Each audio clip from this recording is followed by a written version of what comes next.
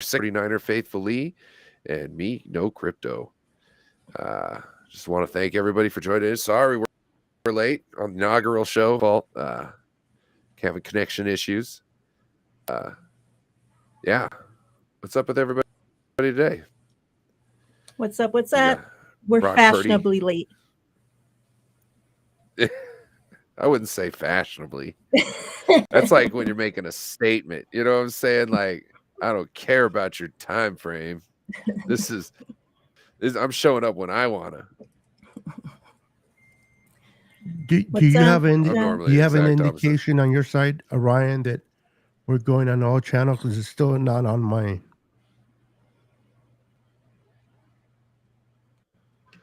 Well, did you click it on? I don't get any indications on what side. Which never channels mind. Yeah, it's going on. My bad. What's up, Don? Looks like it, yeah. Okay. What's up, JDLR? What up, Don? What up, Steve-O? JDLR. We're good. What's up, Christy? Yep, Christy Marie. All right, so I don't know if you guys want me to host or if Beto's hosting or. We can just all. Well, I thought you'd be great at kind of navigating us through. You know what I mean? Kind of figuring out what the chat's going yelling on. and keeping Melissa shit in order. In the house.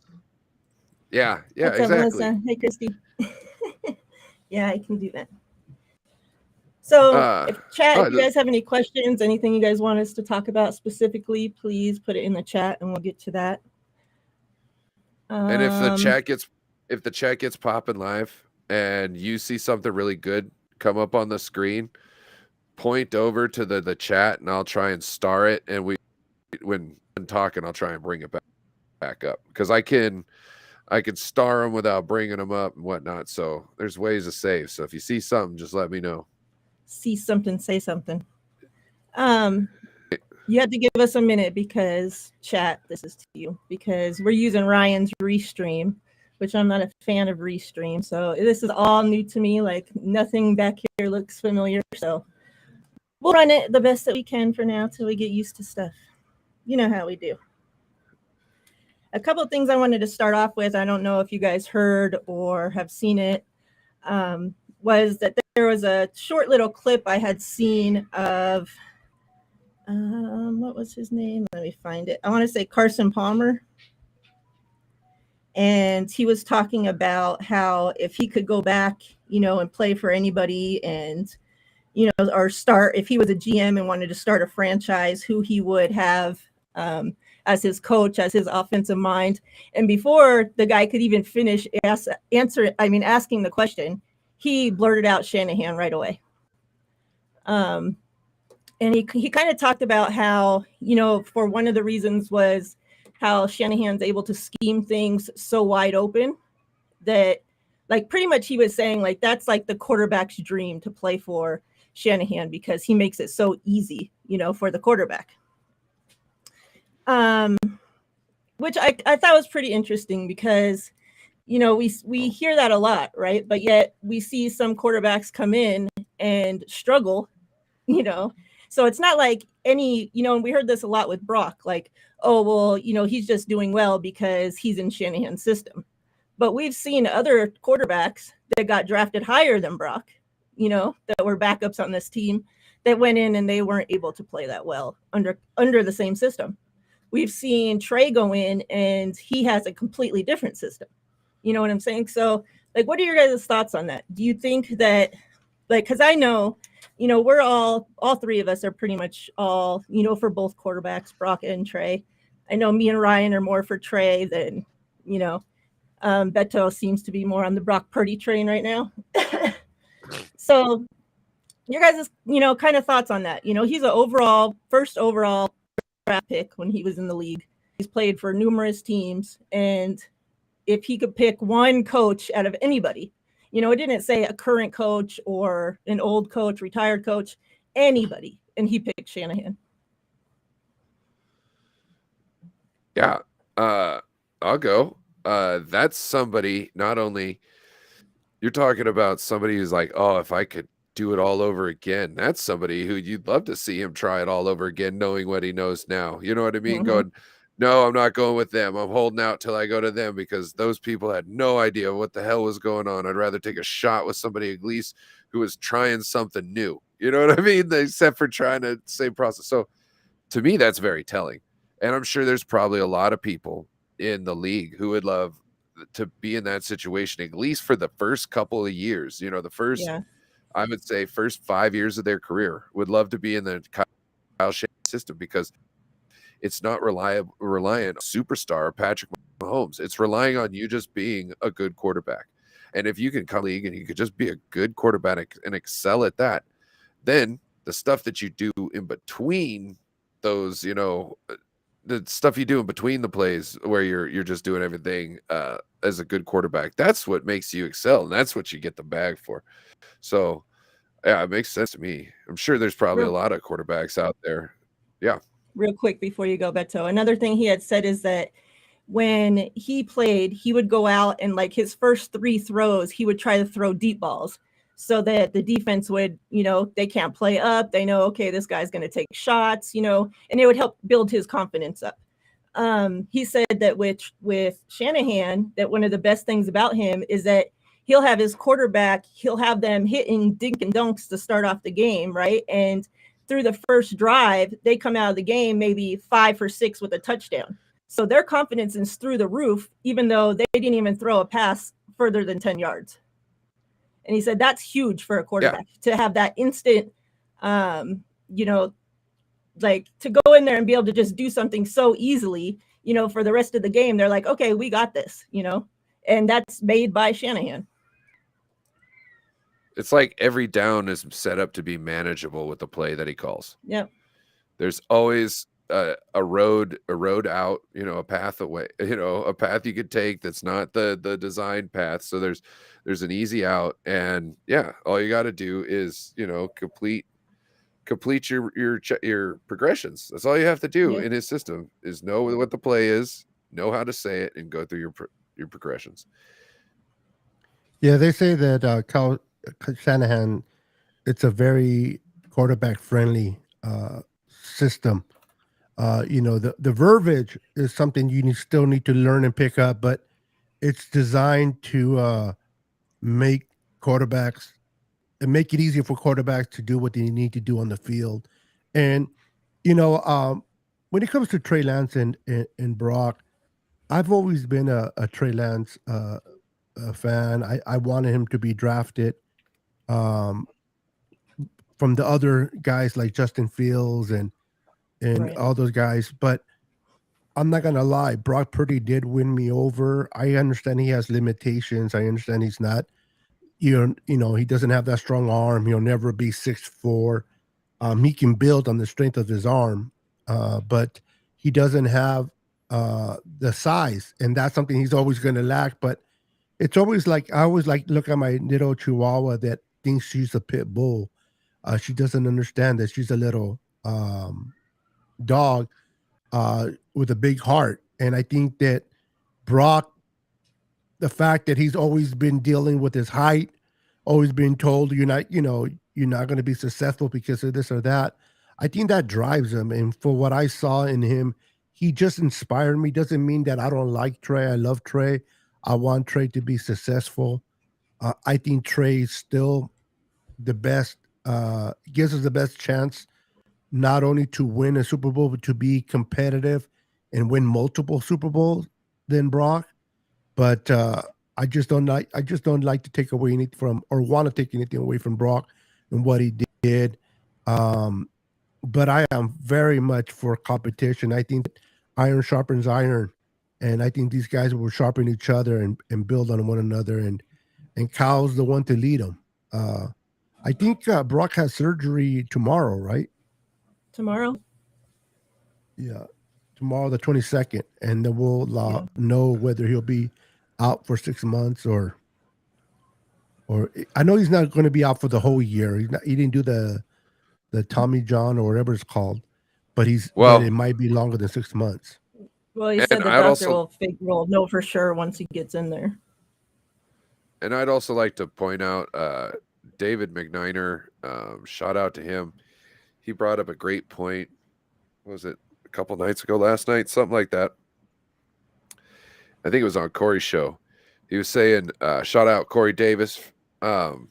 He was saying that, yeah, just because Brock Purdy is having the surgery on the 22nd doesn't mean we're going to hear anything about it until the 23rd, which I thought is a very valid point to be said. So tomorrow, if you don't hear anything, remember, David McNiner called that. Yeah. Yeah.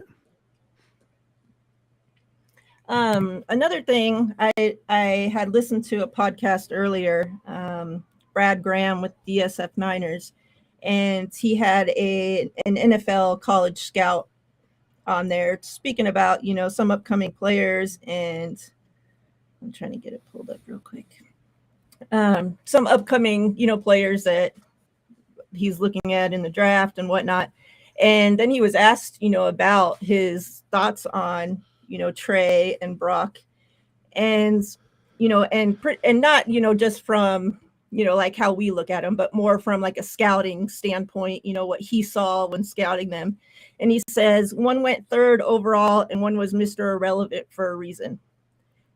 Drew Brees, Tom Brady, Peyton Manning, they're extinct in the future. So he's comparing that, Purdy's, in that range of a quarterback. And we're seeing that, right? That the league's moving towards the mobile guys, with the big arms, not a pocket, not the pocket passer, right? And yeah, I know Purdy, he can get out and he can move, he can escape out of the pocket, but he's still a pocket passer. He ain't running freaking down the field on you, right? So, I was thinking, and he brought up some more notes that, I'll talk to you guys about, but I was thinking when he was talking about that, it's interesting because remember when Jimmy first came to the 49ers, those first, 6 games, how many ever games he came in, he won. Like I went right after that season, went out to go get his jersey. Like, this is our guy, right? We finally got a franchise quarterback. I was sold after that little sample size of games, which as 98% of the fan base was at that time, whether you want to admit it now or not. And obviously the 49ers were, right? They went out, they gave him all that money after that small sample size. And, we talked about this last week on my show. I know a lot of people will say that they appreciate Jimmy. They're Jimmy fans because he turned this franchise around. He was able to win. And my argument is if you're not winning the Super Bowl, it really doesn't matter, right? Like, you can be a regular season MVP all you want, but the whole point is to win the Super Bowl. Aaron Rodgers ass motherfuckers. Yeah. So it's like, I don't know. Like, I feel like that's how part of the fan base is right now on Brock Purdy.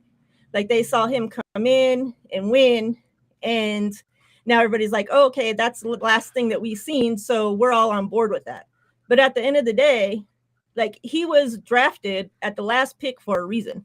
Like, I think people are forgetting, and just because we haven't seen actually what Trey Lance can do, like, he said that, Brock Purdy can go in there and run Kyle Shanahan's playbook, and Trey Lance can go in there and blow the roof off of that playbook.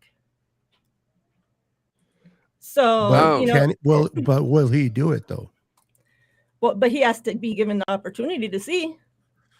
He has to work on that I accuracy, think it's though. crazy that you have an organization that dumps 3 first-round picks into a kid, and everybody's just okay to go out there and say, okay, trade him away, get rid of him, cut him, do this. We don't need him. We got Brock Purdy. And yet you don't see that as a failure on the organization to waste 3 first round draft picks on somebody and then not even give him a shot to see how he is, what he can be. Yeah. Now, keep in mind, as a fan base, we get attached to certain players. We fall in love with certain players, and we advocate for them. We want them to succeed. And, of course, the Niners organization wants players to succeed as well. But keep in mind, for them, it's always a business side of it, first and foremost. They say they're loyal to players, but they're really loyal to the business and to the organization, first and foremost. And Um, if Brock Purdy did not exist, for example, and we gave up all those picks for Trey, and say Trey didn't become who we thought he would be, then I can consider it being a failure from an organization standpoint. But the fact that they found Brock Purdy in that area they were not even looking to find, and why he fell that low is probably because he's not your prototype 6'4" with a big arm that scouts tend to look at like Trey. So he fell behind, and Tom Brady fell all the way to the 6th round, and we know where he's at. I'm not saying Brock is going to be near that, but if Brock can take, for example, I'm just an example, if he can take the Niners to a Super Bowl, win a Super Bowl, nobody's really going to think or care that we gave up 3 first picks for Trey. It's unfair. It is unfair for that, but they're not going to care. Fan base is not going to care. They're just, you win the chip, you win the trophy. They can care less what we gave up for Trey. It's just the way the business is. But the only time the fan base does care is when there's a bust. Like if Trey couldn't get us to the Super Bowl, but we had nobody else, and now we're without our quarterback, that's when the fan base tends to remember we gave up 3. I can't believe we gave up 3, which initially they only gave up 2 number ones, and they exchanged one of them. Ryan, it's 3. pull up Alberto's comment, please, right there. So one thing I also wanted to point out was where's Alberto? Give me an example. So I wanted to point out also, so Jimmy G almost won the Super Bowl with this team. So you also have to think it's not just they're like we need that other quarterback. They're seeing Purdy, who is better than Jimmy, who can put up consistently on average more points per game than Jimmy. And they're going, he's good enough. He's good. I just want somebody in there to get it. That's what they're thinking, because they're looking at what Jimmy was able to do all the way up to in 2019. They're like, we're one throw away, and they're looking at Purdy going, well, he's making a lot of those throws, you know what I mean, that need to be made in those crucial times. And they're going, that's the kind of guy that we needed instead of Jimmy. And I'm not saying that 49ers need to go all in on Purdy. I'm just saying, I'm trying to get in their mind. I think we need to have a good competition. If Purdy can suit up in training camp, I want there to be a good competition. But I'm just getting into their heads a little bit. And I could see that aspect, because there is some truth to that. You know what I mean? But I don't think if you're looking long term, it's better just to get all the kinks out with Trey right now and then start flying with him later on down the road. It's just the best thing to do. You gave up all that capital. You know what I mean? But Beto's got a great point too. If they win a Super Bowl with Brock Purdy, half this fan base could be like, I don't give up. You know what I mean? Because I'm sure 99% of the fan base, if you win a Super Bowl, that's I'm talking about between Trey or Brock Purdy. You know what I'm saying? We will all appreciate a Super Bowl win. You know what I mean? But when it comes down to it, like moving on from Trey over Purdy, that would be, a Super Bowl win would push the needle a little bit more for Purdy. You know what I mean? At the end of the day, Brock Purdy at his best and Trey Lance at his best, Trey Lance brings more to the table. I'm not dismissing that. Trey Lance is a better athlete, and he brings more to the table. I would love Trey Lance to be successful, and I agree, it should be an open competition. Just because Brock won all these games shouldn't go into the offseason as the starter. He should be the starter, but they should allow Trey Lance to compete, and whether Brock remains the starter or not will be up to Trey Lance and what he can show the coaches in the offseason. So I would love to see that. I love the competition. Now, both kids are humble. That's what I love about both kids. They're both humble. They both obviously want to be the guy. Who doesn't? You want to be the guy, but I'm pretty sure whoever loses will humbly help out the winner, and I don't think there's going to be any animosity between them. So as long as they compete and bring the best out of each other, it's better for us as a fan base because not only do we have a starter, but we have a great backup in case that starter gets hurt. We don't miss a beat, whoever's backing up. So it'll be interesting to see what they do. The thing is, before Purdy got hurt, I could see exactly what you're saying play out that way. However, we have to take into account that Purdy's probably going to be back. They want to say sometime in training camp, but if you count the months, even 6 months puts you at the first week of the season. So when are they supposed to be competing? When's the competition supposed to be happening?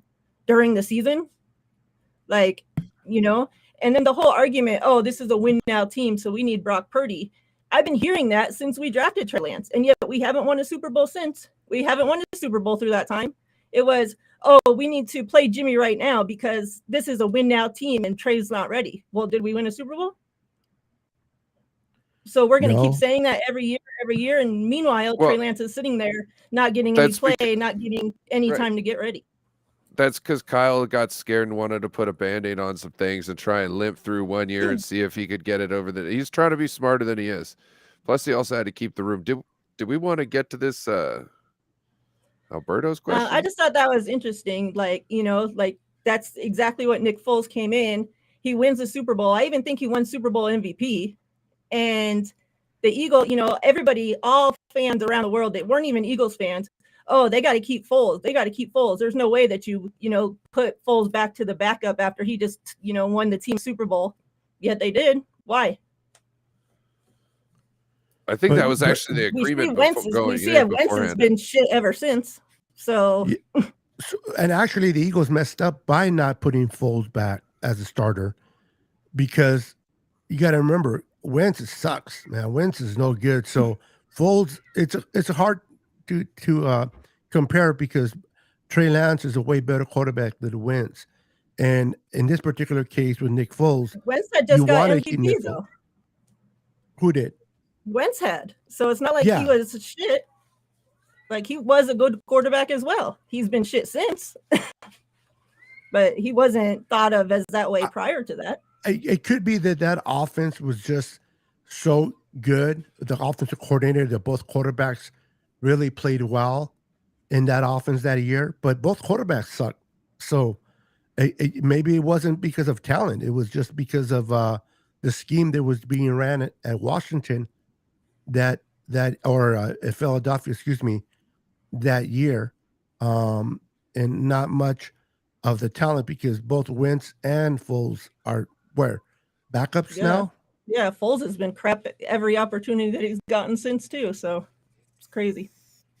Jimmy's a term of endorsement, and James Garoppolo no longer a Niner, so we ain't homies. Yeah, that's James David McNiner. That's James G. No, that's I always get a crack when I hear James. What's up, Terador? Lawrence from Platform 246 is the one who said that. He put me onto it too. James. Okay. My Vegas brother, Lawrence. What's up, Dina Harvey? Welcome to the show. Eric Dina, Wills. hey. I love it. Eric's a Seahawks fan, but very respectful, very cool.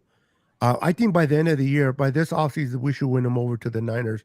I think he spends a lot, which I don't mind, but he spends a lot of times with the Niners content creators. Just come on over, bro.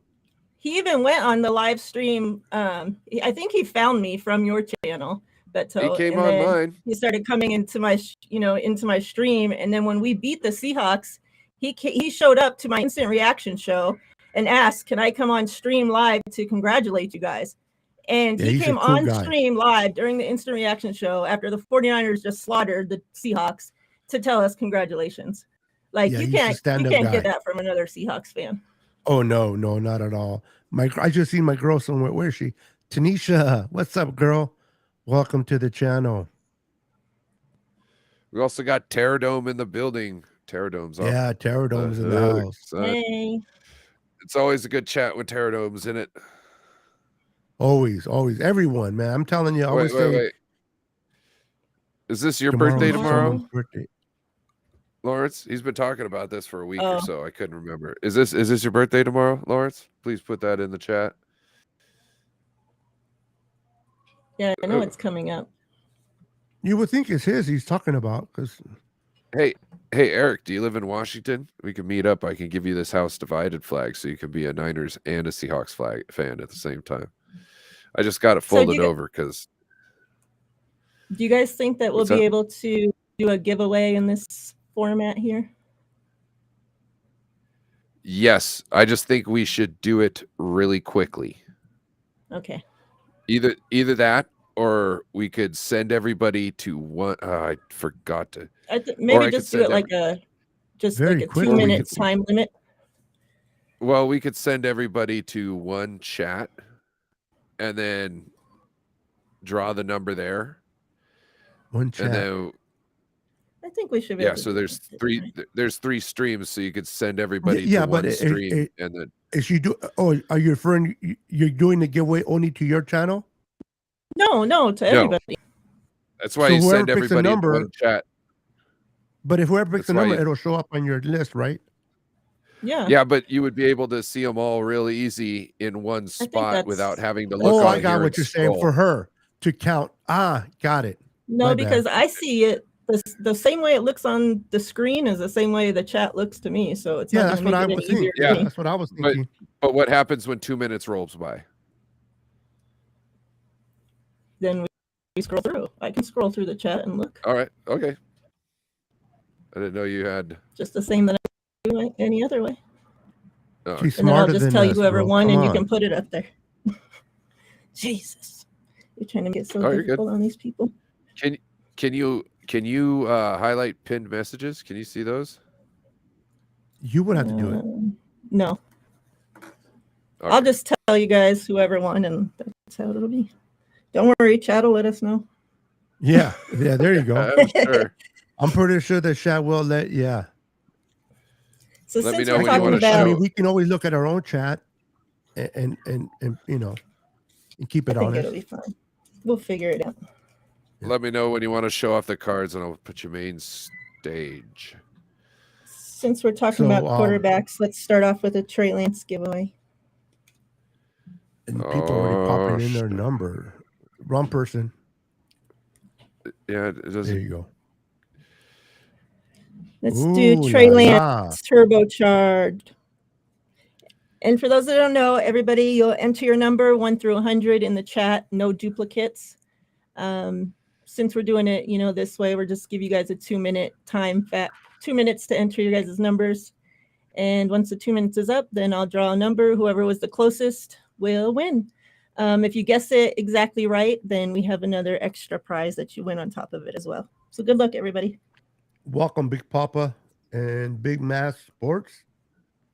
Welcome to the channel. 30. Terradome with 13, Big Papa 23, Big Mass Sports 5. David Young McNair. What up, David David McNair? McNair? Yeah, and since you guys are this is where it's going to be hard for them. You guys have to look on the screen and see the other numbers that are being entered because you guys can only see what's in your chat if you're looking on the chat. Yeah, look at the main screen. Yeah. Yeah. Absolutely. Don't look at your individual chats that you're in. Look at the monitor. And Yes. That's why. It's okay. We'll figure it out. Yeah, we'll let People it aren't flow. going to complain for free shit. Yeah, And if they do, too bad. preach it, sister. That's what I'm talking about. Not that none of these people will complain, but if they did, sayonara. Yeah, that's funny shit though. That's so true though. Yeah. I mean, what world do we have to come to where people complain about free stuff, right? Exactly. Can you take me off this big screen now? Maybe. I'm trying to figure out the. She's like, take me off or make take sure myself nobody off. duplicates. I know. X right out of here. Let's go. Oh no, get Michael Jordan, get the abuela. If you guys have any questions or anything in the meantime. I keep trying to scroll up on the ones on the TV, on the monitor. I can't do it because it's not my channel. It's a habit. What's up, Melissa? My little sis. Good to see you, girl. Good to see you.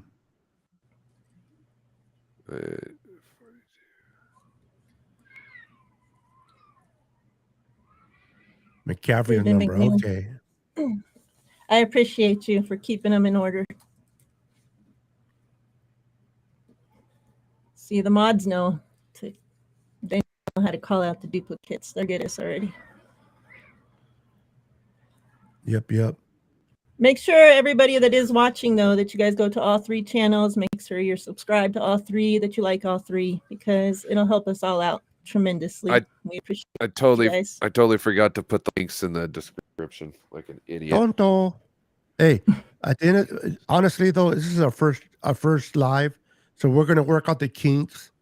There's gonna be kinks in there. We're gonna work them out, and we'll make the streaming each week better and better as we go. So you're doing a great job there, Ryan. Don't trip. I just wish you guys could pin messages too. That'd be cool. But every Tuesday now at 6 o'clock Pacific Standard Time, we'll be doing this, the 3 of us, Niners and friends, we're calling it. So we'll be talking about the Niners, and you guys are our friends. So make sure you guys show up. Don't make me send Ryan to your house. You better show up every Tuesday at 6 p.m. Yeah. Yeah, you don't want that big guy with that beard showing up at your door in the middle of the night. At 2 a.m. looking in your window. Geez. So there was this. Do you know who John Cleese is? No, I don't.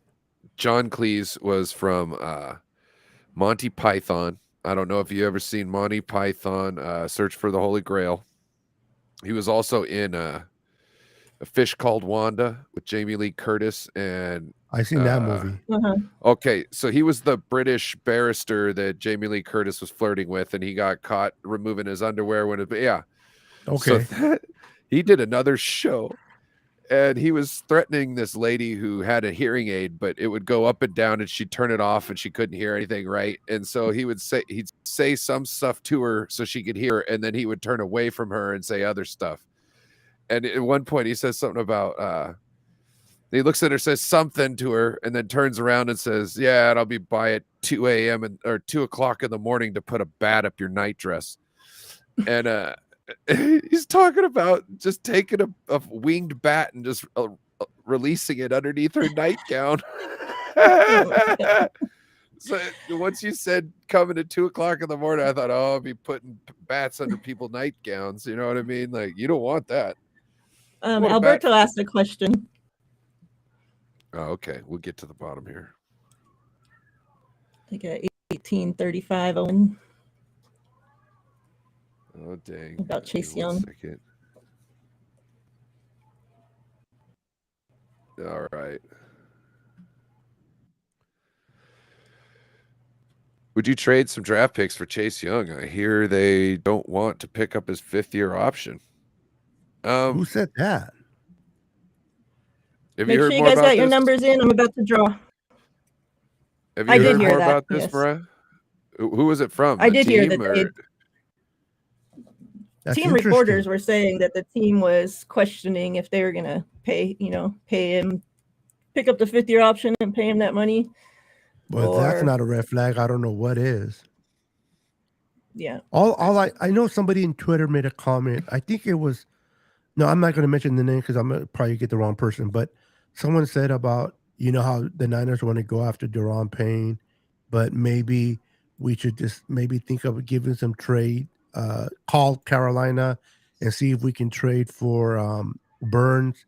Will cost the same, but I'm like, technically financially it may cost the same as Burns, but not in the draft capital situation. They're going to want 2 or 3 number ones. So, and I think the same thing goes for Chase Young. What would you want to give? I don't know. I just think we need somebody in the middle. And I think Daron Payne, all we have to give him is 5 years and a huge contract, of course. But I want to keep our draft capital. We don't have that many as it is. And we already gave our top, draft capital. So I'm good with bringing in a free agent, signing him, even if it's a big contract. But not give up capital, not for Chase Young or Burns. I also think we've already got a defensive lineman right now that we don't know if we're going to pick up his 5th-year option. So getting into somebody else's troubles right now and paying to do it, I don't know. Because if you're also referring to Javon Kinlaw, we're not picking it up. They already said it. Oh, they already said they're not picking it up? Oh yeah, they're not picking it up. Okay. I just seen There's somebody's no way quote. that you can pick that Well, up. because you got to look at what he. You got to look at the columns of where players get money. Ooh, 52 is the lucky winner. Ooh. Congratulations to number 52. So there's brackets, right? What quarterbacks make in 1 year if you get franchise tag or you get picked up because the 5th-year option is guaranteed, and it's way more than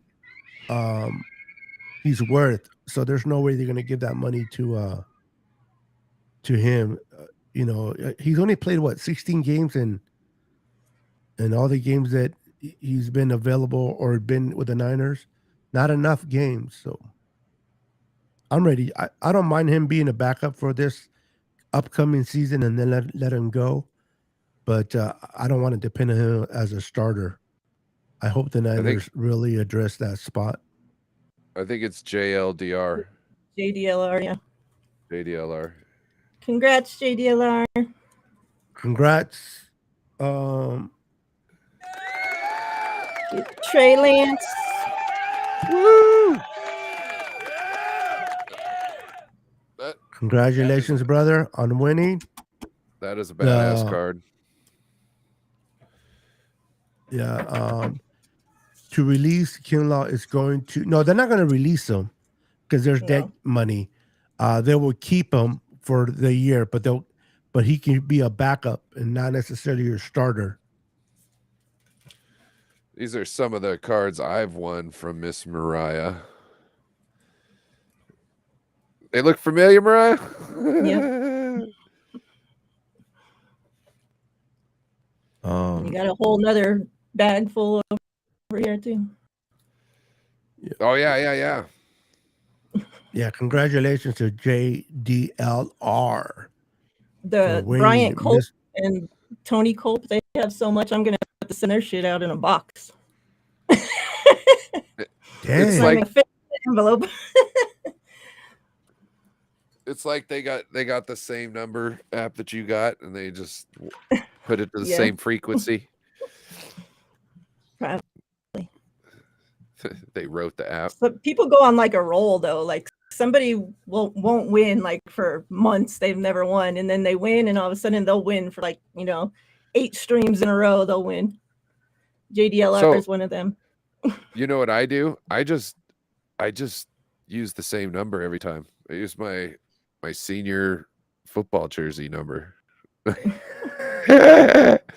know what it's gonna do? Citizen number, but look, they say you want to win the lotto, you do the daily lotto, and you pick the same numbers every single time, and that's your highest chance to win ever.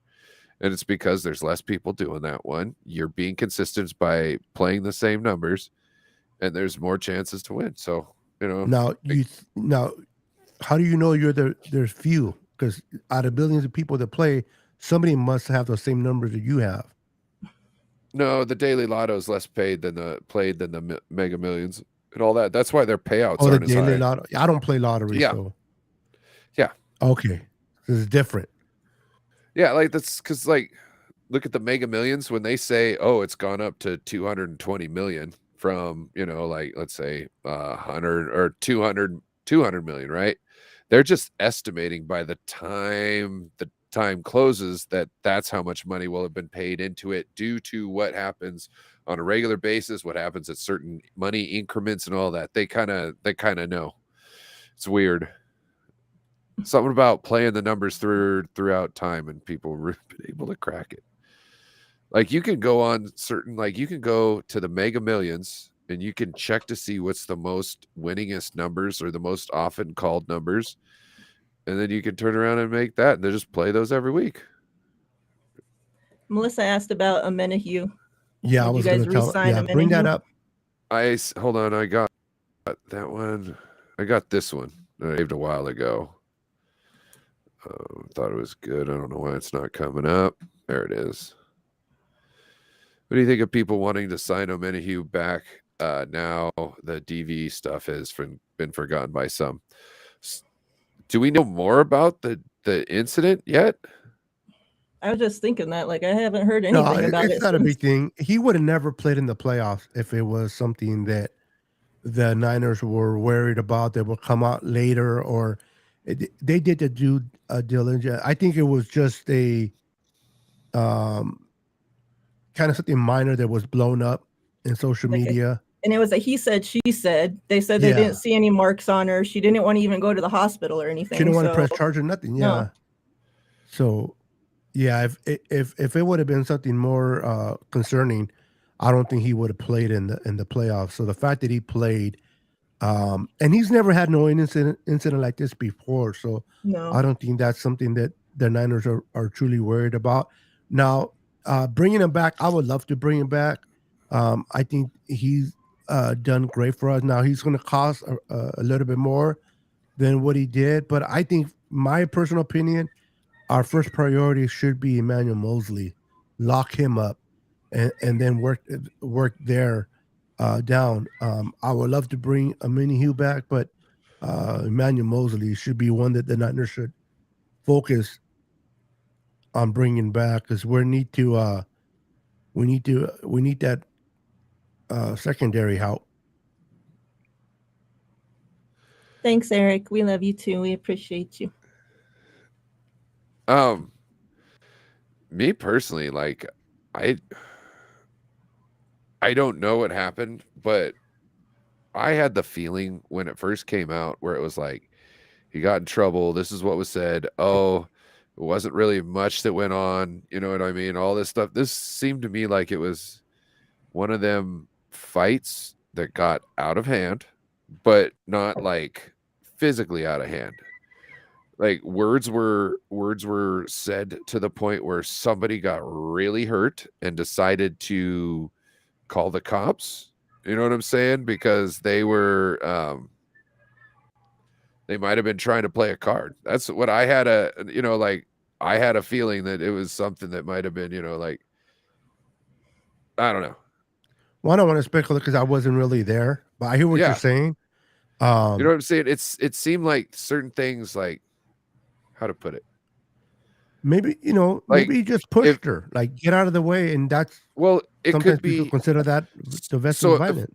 If I move you to the side, right, and moving you to the side, even though I take all care and precaution, right, because I've been in certain situations, right, like I'm trying to leave, right, somebody's blocking the door. I move to the side to the move them to the side so they're not blocking the door. And when I do that, they now understand that I have got them out of their way, and now they have to figure out some way to stop me from going through that door. And normally what they'll do is they'll put all their weight up against you so they're not supporting any of it. And the moment you let go, they fall to the ground. But isn't it the minute you touch them, it's already considered domestic violence? Yes, you're not supposed to lay a hand on them, period. So even if you move them, and I understand you're trying to get through the door, well, but you touch them, you're invading that privacy of theirs. I'm sure if you explain that to an officer, like they were blocking my exit and they were trying to escalate a fight, and I moved them to the side to get out of there, there's probably nothing that's going to be said whatsoever. You know what I mean? Unless you're moving them and pushing them to the side. Yeah. Two different things. Yeah, that's what I'm saying. There's like I've been sitting there and it's like you gotta go, but you're holding up all their weight. So once you leave, they're going to fall. And then hey, maybe they weren't doing that specifically, but maybe when they got moved to the side, maybe they were intoxicated. Maybe they didn't know why they ended up on the ground, but when they got moved to the side, their footing wasn't correct, and then all of a sudden it went down, and I thought you threw me. You know what I mean? There could be lots of things going on. To me, it seemed like a lot of things had gotten blown out of proportion, but we'll see, because if there's anything, it will come out immediately. It will come out immediately. Well, it's been a couple of weeks. I mean, I think it would have already I mean, if there would have been evidence of injury, if there would have been a charges brought up by the girlfriend or wife, things. I think we would have heard something. I think it's like you said. It was unless if they were were not in trying the to build a public eye, case, nobody wouldn't civil even know case. about it. Unless they were It's trying to not build like a what's big his name civil in case. the elevator, the running back for the Oh Ravens. God, That it wasn't like that where he was dragging her. You know what I mean? I think it was just an art. You know, he pushed her or moved her out of the, like you said, moved her out of the way. Somebody saw. And if a neighbor sees, it doesn't even have to be her that called the cops. It could be a neighbor, one of those nosy people. Yep. I seen her touch her. You know what I mean? Nosy Karen, like Bradley says down there, California law requires when domestic violence takes place that someone has to be arrested, and the same's here in Vegas as well. Yes. And they if the usually called out. Yes. They always, you know, if it's a male involved, there's always the male is taken out of the, which I think is the best, the cause. You know what I mean? I've never been taken out of the house for anything like that, but if I was in that situation, I would totally understand it. It sucks.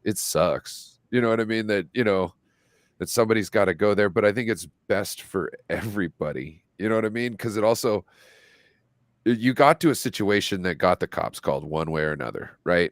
Okay, so you need to do some reflecting, and you probably don't need to do it next to the same person that got you to that state, right? So it's probably best that the lady stays at home all by herself where she doesn't want to be. You know what I mean? She doesn't want. One of the reasons why she's fighting is because she cares about that, you know, the other person.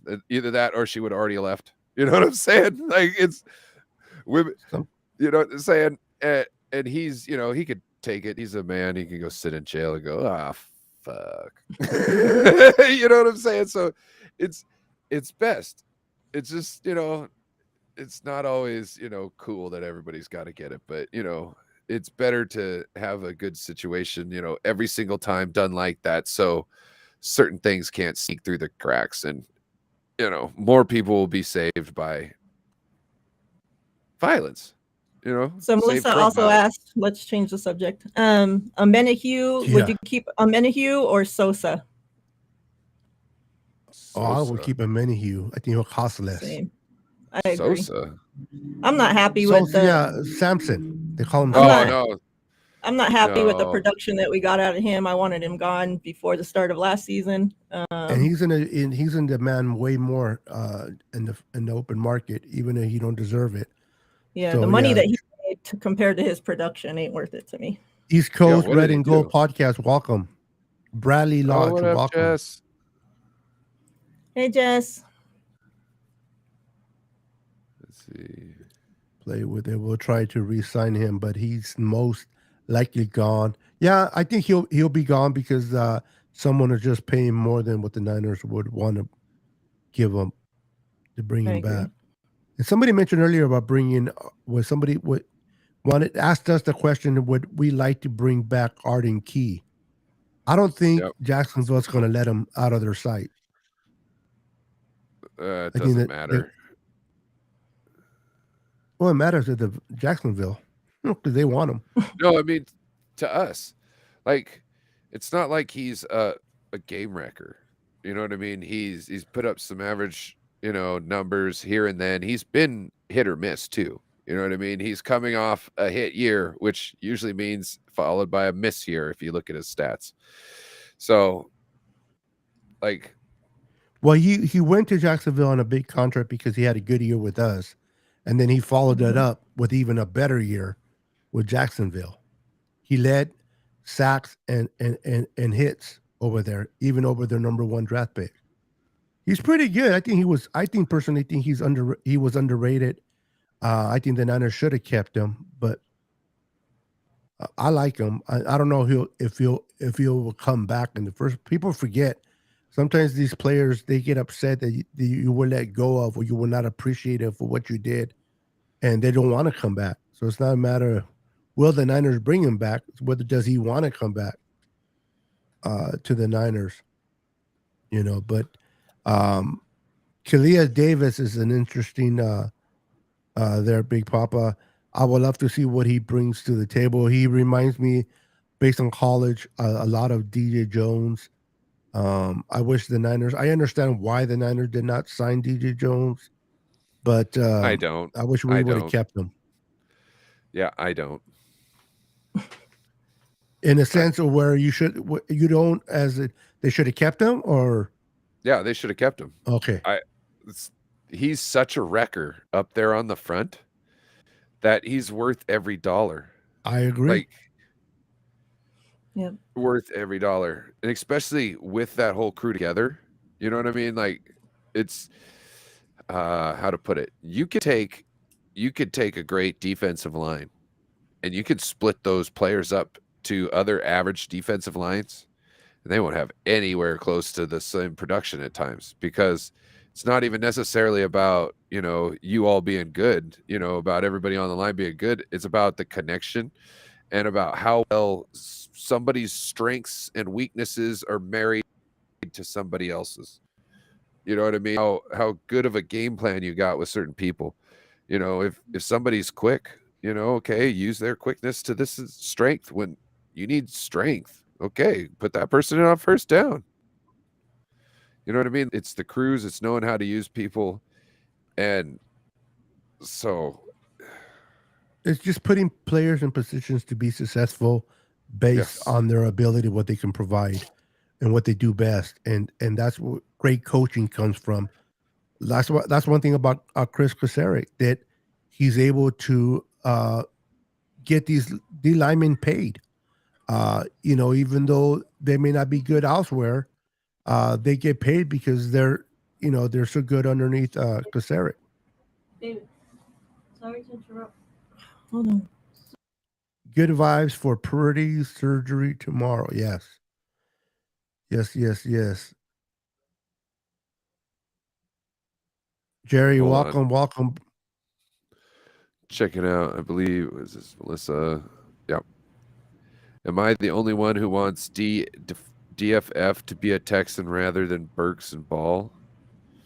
DFF, is that DeForest Buckner? Demetrius Flanagan Fowles. Oh. No, I agree. I think he'll be gone, and I definitely want to see Ball and Burks. Yeah, he's.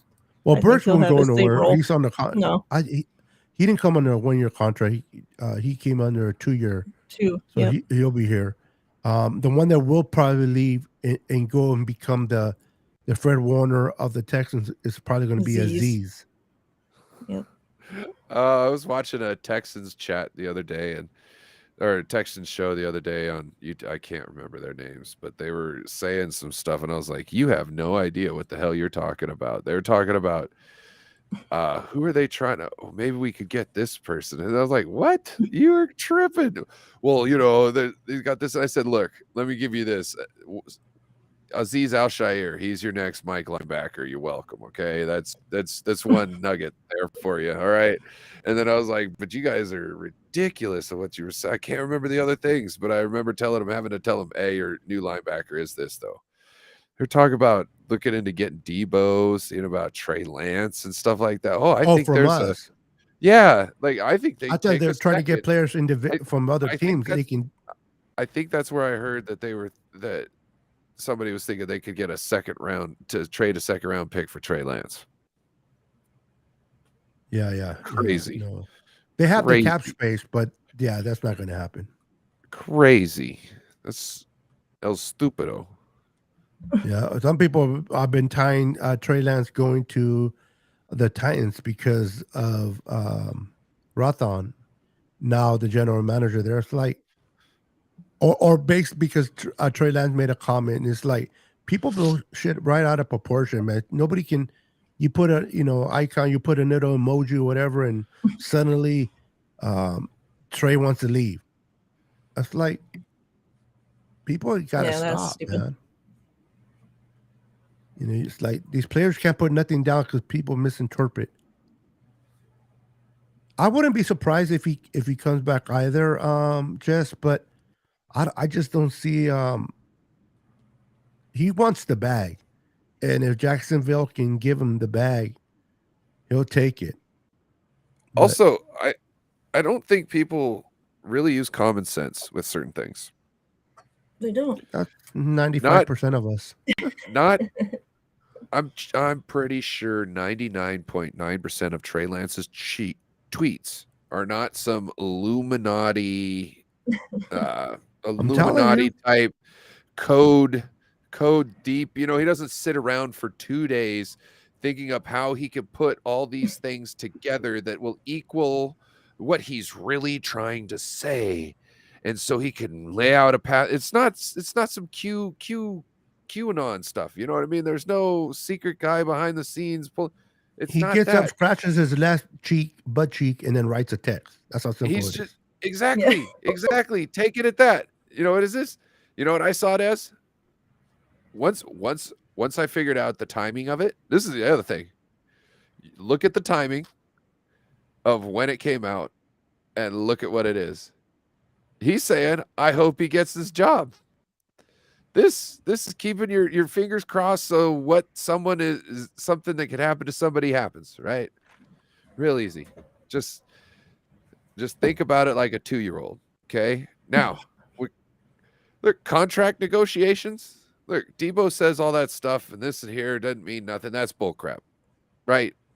It doesn't mean anything. It's just trying to leverage things. That's the reason why it means that it doesn't mean anything, because it's the normal stuff of how they do things. Yep. That's what he said when he says there's nothing Like about that. It was taking nothing. your picture, taking the Niners off his IG. That's just marketing for themselves. That is like there's a used car, or there's a car dealership up here that sells, like, you know, nice used cars, right? You know, but they always put this little star on the back of the car. And I'll never buy a car from there, because I'm gonna buy a car from you, but then I am doing all your marketing for you. Every time I drive around, everybody knows what that little star means. It means a Kirkland whatever. You know what I mean? You'll see it. It's boom, there's a little star. Okay, I know where they got that car. And to me, it's like, well, hey, if you're going to have me market things for you, you better take some money off the price of this car there, bro, because damn straight. You know, right? Yep. So I better see some money come off if I'm going to be a drivable billboard for you. That could be a thing. Hey, look, you at this moment don't necessarily, we are not on good terms as far as costs go, right? So at that point, you know what I mean? Like, I don't have to do shit. You know what I mean? Like, I'm not here at this moment to really be thinking about you, because I'm here to be thinking about me. You know what I'm saying? Even though in Debo's situation, he had another year, but the business was being done then. So he's having to show you, hey, this is what life is going to be like once I am no longer under your contract. You know what I'm saying? Do you want this to be your life? Real quick, I just want to mention Melissa's question. Uke or Bosa gets paid first. There's no way a Uke is going to get paid over Bosa. No. Bosa, and people need to be patient with Bosa. You're not going to hear anything until about early August, middle of August. People are, if you're going to think you're going to hear anything in March, April, or May, you have something else coming. If you don't remember Kittle, Debo, and Fred Warner, that wasn't done until August. So Bosa will be taken care of. At the very least, they can always put they can always tag, or not. They don't have to tag him. They just no, give him a fifth-year option. They still got to pick up his fifth-year option. Yeah, he ain't getting signed this year regardless. No, it'll be next season if they do sign him. Now the better question is this. Let me ask you guys in the panel: if they do give the bag to a Uke, not this offseason, but next offseason, do you think they will trade a Debo? Because they can't pay both. That's not necessarily true. Well, they can restructure the crap out of Debo's. They're going to have to pay that quarterback eventually. Yes. And you don't want to kick the can down the road. That's what people make the mistake with, kicking the can down the road, because that dead money becomes an issue. Not necessarily. Depends on how you kick it down the road. If the salary cap is going to go up a certain amount each year, then if you let's say it goes up $1.5 million a year, right? The salary cap does, right? Let's say you kick the contract out essentially $1 million over however years, right? So the first year you're losing essentially $1 million, right? But after that, you're not, because every year you gain in a 1 million over that, and it's still back there.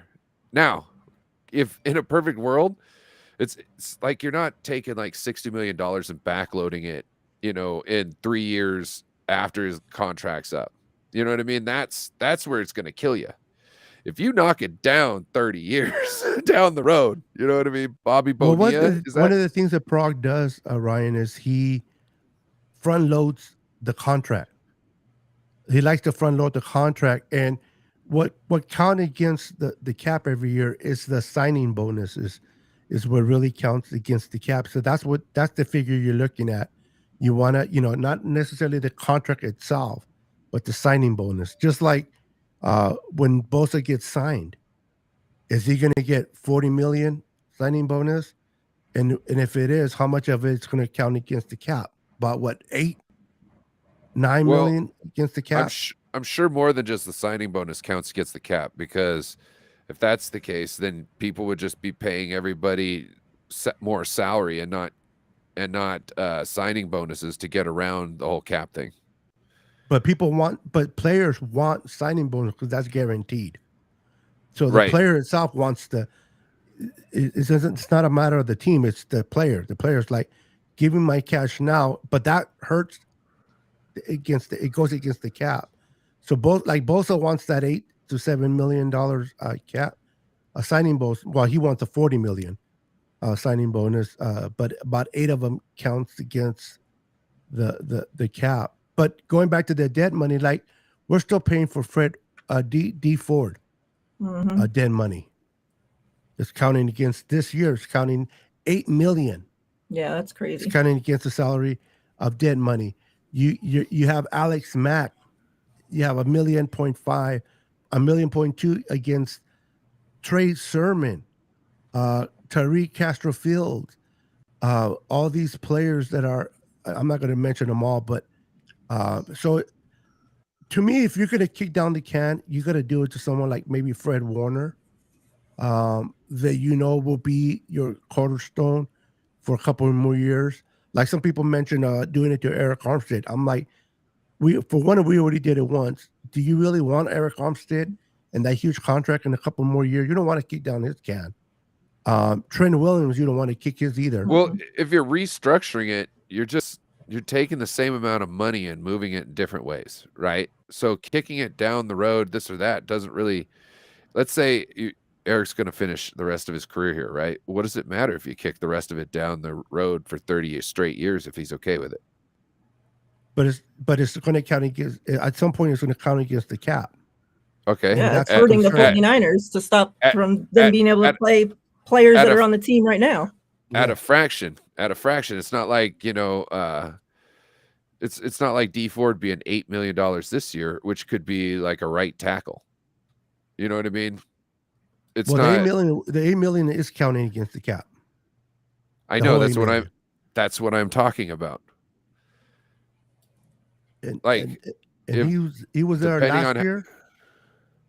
Depending on how long you kick it down the road is how much of a speed bump it is, right? Correct. Okay. So if you're talking about a player who okay, let's say Fred Warner, right? Let's say Fred Warner's going to be here forever. Okay, cool. You can kick his can down the road as long as he's good with it, right? Because then you know that he's going to be here. Who's going to trade for that? Who's going to trade for that and that contract? You know what I mean? Someone's going to take it away. We got breaking news about Brock Purdy. If you can pull up 49er throwbacks message right there. Breaking news.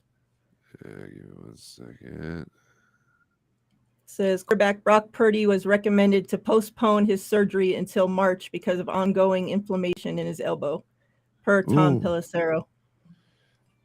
He needs the whole thing done. The whole thing needs to be done. The whole thing needs to be redone. Trey Lance is starting. Thank you, throwback. Yeah, thank you. That's not good whatsoever. Not in the sense of competition. No. Well, I'm just talking about for Brock. Yeah. I think the less time he spends away, the best for him. Yeah, because I mean, being a 7th round pick, you don't have the luxury to sit back and lose his spot. I mean, he wants to compete, but then he also has to be smart too. If he comes back too early or has the wrong surgery, and that hurts him in the long run, it's one of those damn if I do, damn if I don't moments for him.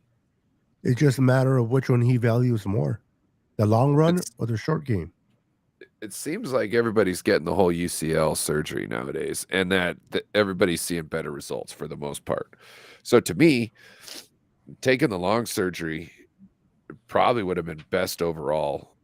You know what I mean? Because he might come back with extra strength, which a lot of people hear, which is one thing that he was kind of needing a little bit, right? And if they put this brace on it and it doesn't work, he is really in trouble then. He's really in trouble then. So I think he should just have the total UCL surgery. Just focus on getting back as healthily and as stronger as you possibly can, because with how he knows how to use the offense, I mean, all this guy needs is a little bit more of an arm. And if he can figure out how to throw the ball accurately in those little checkdowns without having to set his feet, he'll kill people. He'll kill people because he's got the eyes. He's got the talent. You know what I'm saying? He just needs to be able to, he sees it all. He knows where he's going. He just, if you notice, he's got to set his feet and throw it, or else he has issues. I'm talking about Brock, right? Brock, yes. And if he can get a little bit more strength to where he doesn't have to set his feet so much and he can let that go as he's going, it's going to be so much better for him, because it takes so much longer for him to set his feet, get in that perfect throwing position, and then throw it. It's great throw. It's a great throw. It gets to where it needs to be. He's really good with it. He knows he's got great timing with it and all that. But what I've noticed was, like, he was always half a step ahead of the defensive ends, defensive edges, all that. And at some point, that is not going to be a thing. And so he needs to be able to, while he knows he's got a lead, and before he takes the risk of setting his feet and throwing the ball, you know what I mean? He needs to be able to just throw it on the run. And this might be able to help him. But I'm telling you, I don't think this is now a brace surgery anymore. This is now a total UCL. I've been saying that I think it was a UCL from the beginning. It was going to have to be because of how like injured he was, how he couldn't do anything on the field. If this thing just needs a little brace, he should be able to throw with pain. You know what I'm saying? Maybe not as strong because, it hurts a lot, but if you're only needed a brace, he should have been able to throw something. You know what I mean? Because something's still attached. I think the fact that the swelling's up so much is the reason why they didn't know if they were going to be able to just attach it or not, because swelling can stop you from being able to look at things. And that's why the doctor was talking about, I'll figure it out when I get in there, because he can't see anything because of the swelling. Yeah, I feel bad for Brock. I mean, coming from like as a 7th round pick, for us as fans, if Trey Lance takes off and becomes that quarterback we think he can be, and then we're happy, we're excited for Trey. But if you put yourself in Brock's shoes, it's like, man, when would I ever get my opportunity again to showcase what I can do? So I can understand why he would be tempted not to have that long, even though the long surgery might be what he needs. But I can understand why he's tempted not to get it, because he wants to go back and compete right away, because he doesn't want to lose his job, especially if Trey takes off. But at the end of the day, man, if I believe if he needs a long-term surgery, take care of yourself, get well, and if Trey does succeed here, then maybe you get traded to another team and you get your chance there. But if you get the surgery that not the right one, you can always hurt yourself down the line, and it's always going to be something where like, man, I should have just done the whole thing from the get-go and did it right. So I can understand where he's coming from, but I think he has the enough smart people around him to sit there, especially his parents. Hey, I understand you want to be a starting quarterback. I understand you want to take your opportunity, but you got to think about the long term and not just the immediate future. And you need to get this fixed. So, now with that being said, now do you think the Niners definitely need to bring in a vet quarterback, not to compete with Trey, but to be a backup? I think they need to, regardless. Because I think Even they might have Purdy's going to be back or not, I think they need to bring in one. Yeah, I think they were kind of leaning like drafting a quarterback to kind of. I think we need to do both. Draft and bring one in free agency. Yes. How many quarterbacks did we go through this year? Yeah, but that's not going to happen every year. We can't carry 5 quarterbacks for the rest of our freaking lives. So just because we went through 4 in 1 year. Remember Keltz, and when he put out that little graph and we wrote down how many quarterbacks started and played their seasons under Kyle Shanahan in his offense. 3 years out of the 13 years, 3 years out of the 13 years, he's had a quarterback get through the season without being injured. Essentially, without anybody else taking snaps. But all quarterbacks get hurt, bro. It's just we zero in on Kyle because he's our coach, and we're dealing with our quarterbacks.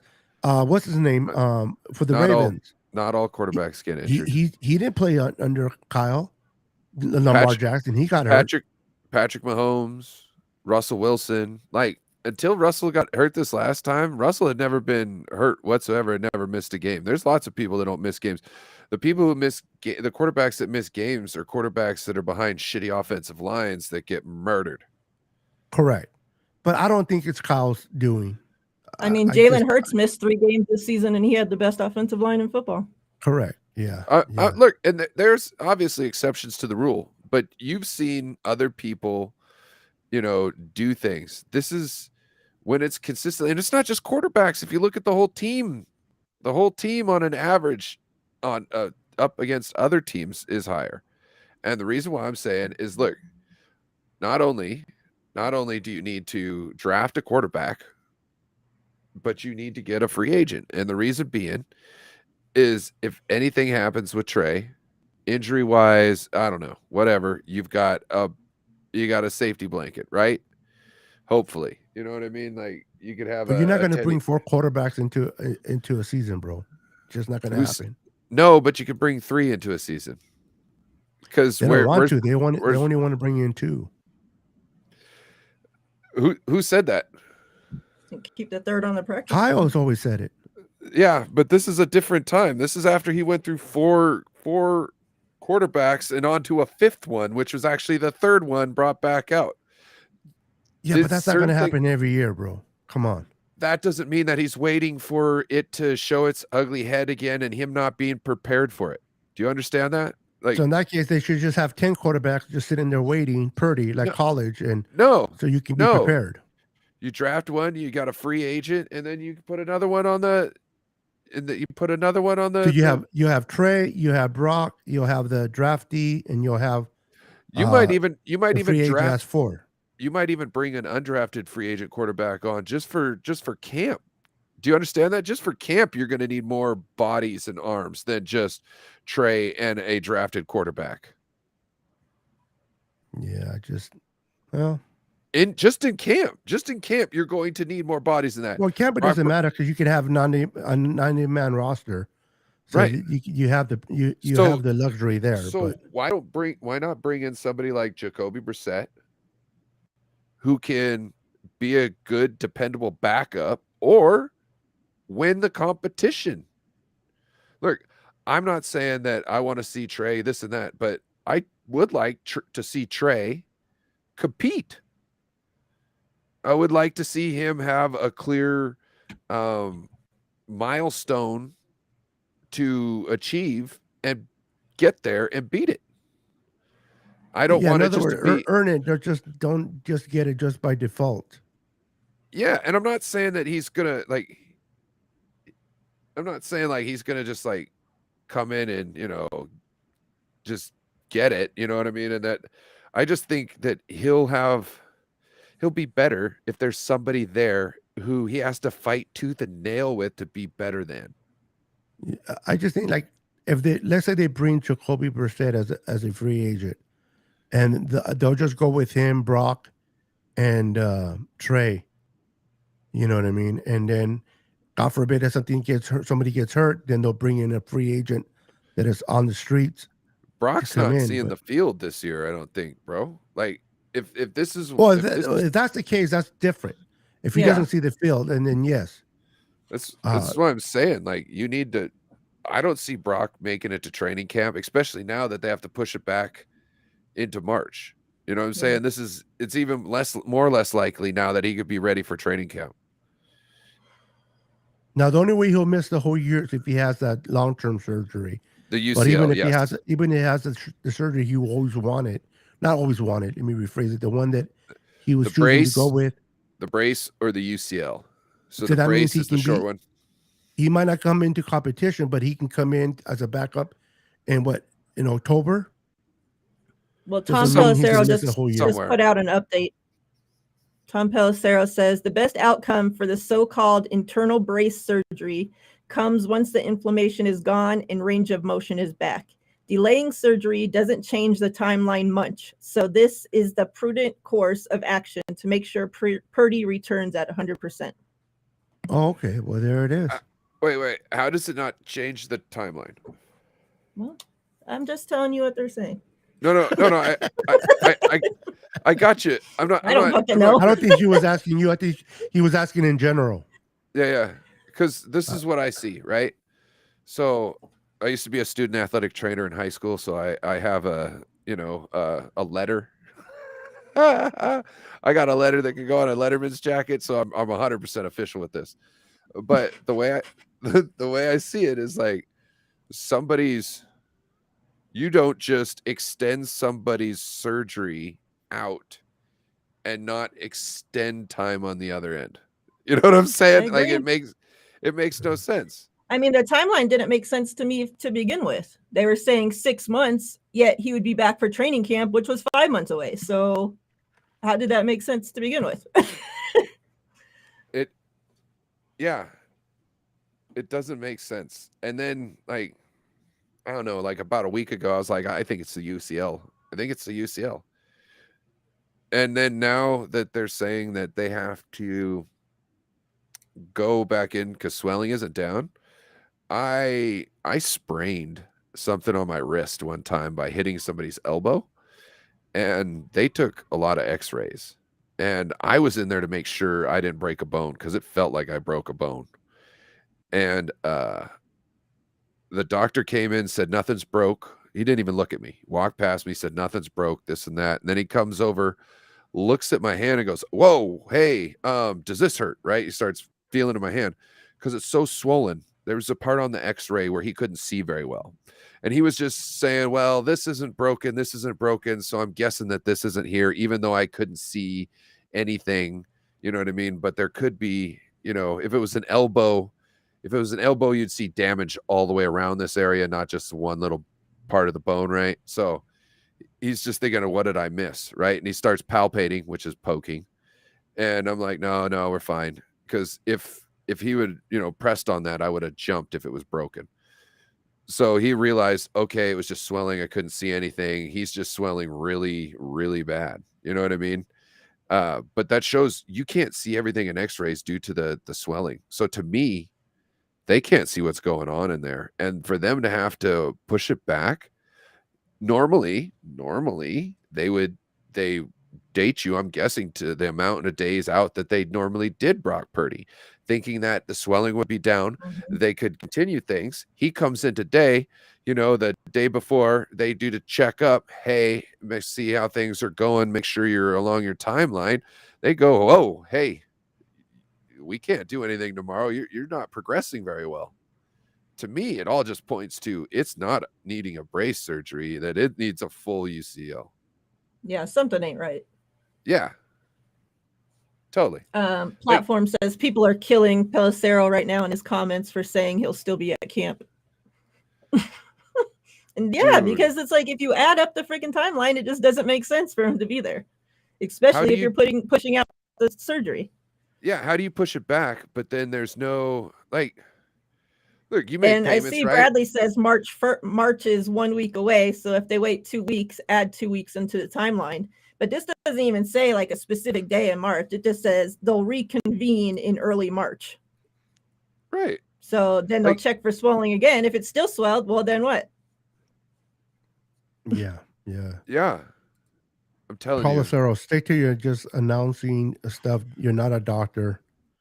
Don't try to be a doctor by putting a timeline or not. You're just there to report what you hear. We're not asking for your input. In other words, we just want you to repeat what doctors are saying and so forth. Especially for him to say all signs continue to point a UCL repair that would have Purdy ready for the 2023 season. That's what he still puts at the end of the tweet. So it's like that's coming from the team. Don't know. That's his opinion. We don't want your opinion. No, that's we want facts. That's the team. That's where he gets all the information from. Okay, Brock Purdy can't be out there talking about this right now. Niners would have a fit if he was out here leaking all this information. The Niners are out there telling Tom Pelissero what they want out, and not what they believe, but what they want out in the media. You know what I'm saying? I want to lose 100 pounds by tomorrow, but ain't shit ain't happening. Yeah. And if the Niners wanted you to do it, they would probably have everybody calling up right now talking to you about, oh, what are you doing to get the 100 pounds off? Oh, you're doing all this and that. Oh, can we help you? Because they're just trying to make it happen. Everybody has a solution on how to lose it, but they can't lose it themselves. I think this is a tactic to put pressure on Brock. I think this is the type of things that we see to put pressure on athletes that might come from not necessarily York or John Lynch, but this could come from other people within the building who are trying to put saying something indirectly to get your point out. And you're right, Ryan. Like earlier, not to do football, but like LeBron James in basketball said, I'm going to make it my best not to miss. We got to win the rest of our games to make the playoffs. I want to win the playoffs, and I'm not going to do my best not to miss any more games. He wasn't talking about himself. You know who he was talking to indirectly? AD. Yeah. He was challenging AD. Dude, you better stop being a little sissy and stop missing games. So I hear what you're saying. A lot of times they do that indirectly to try to push. So they could be pushing Brock and putting Brock in the spot so that Brock can hurry up. And it's unfair. A lot of these players, unless they're like quarterbacks that are good, you know what I mean? Like good quarterbacks, people who you would expect to be in the MVP conversation, wide receivers that are extremely talented, you know what I mean? That are going to get, make the bag, the bag setters, you know what I mean? The certain high profile athletes, those are the ones that can actually get to the people like the Tom Pelisseros, the Ian Rappaports, the Adam Schefters, and speak their side, right? Yeah. Their agents will speak their side sometimes, but I think the teams themselves have the most deafening voice that gets out because they are essentially the league. You know what I mean? They want to control the narrative. Well, Ian Rappaport and Tom Pelissero, they work for the NFL Network, I believe. You're correct. And yes, Miriah, we can. So they work for the NFL Network. Guess who's paying their checks? Who do you think their side's snuggling up to? It's the team side. It's in everybody's benefit. The team will give them more news than the certain player will that they're about ready to say something about. there's a lot of things going on. I'm sure the agents views get thrown in as like a contrary argument to certain newses that comes out. But I'm pretty sure that, when it comes down to it, the players always are taking a back seat to what the team wants out there when it comes to some of these sources. Unless you're Aaron Rodgers. See, that's why I like Grant Cohn. Like, he's not there to be buddy with you. He's there to ask you questions that he thinks people want to hear, even if they do or not. You know what I'm saying? Even because some things they don't know, they don't know they want to know about. Until you bring it up. Some people aren't smart enough, to know certain things about football. And when you got somebody who's bringing light to certain situations, like look at what Grant said about asking a question to Kyle after Lance got hurt. He said, well, what was it? Why were you running Trey Lance up the middle? He's like, well, I done it this and this and that. He's like, yeah, but this was like a 2nd and 8. This is a prime running down. This wasn't like a 3rd and 7 where they're expecting you to pass and he runs it up the middle and he gets a first down because everybody's, expecting him to throw, past the first down marker. It's those types of questions that make people go, oh, he's got a good point. Why did he do that? Whether they believe Kyle or not, they thought for their own. Sorry. How we want to do the giveaway. Let's see. Let's get out of the pinned.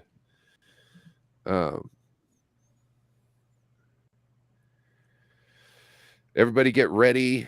You want them to just start doing numbers right now? Yeah, go ahead and drop your numbers in the chat, 1 through 100. Make sure you're looking at the chat on the screen so that you can see, numbers from all 3 streams so that you're not putting in duplicate numbers. Go ahead and throw your number in. Go ahead and throw your number in, but immediately look up there. And Brandon, if you see your number, BA. And if you see your number that you just put in, if you see your number, just put in a different one. Yep. Man, there's a lot of 3s already. 3, 13, and 33, Dina, there's 38. already a 33. You'll need a new number. Tina, you're fired. We were just talking about that. Ooh, Antonio with number 97. You got the Bosa number 17 by Joe E. Guys, we'll have a couple minutes. 6 Terradome. Free agent quarterbacks. Who do you guys seem interested in? I got a list here I can pull up if you guys want me to read off the list. Derek Carr, Tom Brady, Baker Mayfield, Sam Darnold, Jimmy Garoppolo, James Garoppolo, Teddy Bridgewater, James G, Daniel Jones, Case Keenum, Mason Rudolph. What? Mason Rudolph? Hold up. Is he what kind of